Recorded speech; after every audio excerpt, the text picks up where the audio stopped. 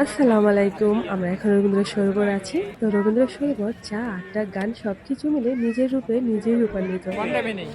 One টাইমেই দেন।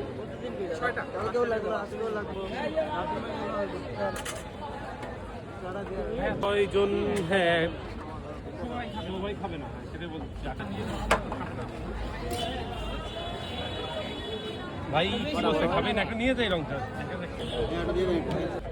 এখন নিব কেমনে? চা করুন, চা করুন।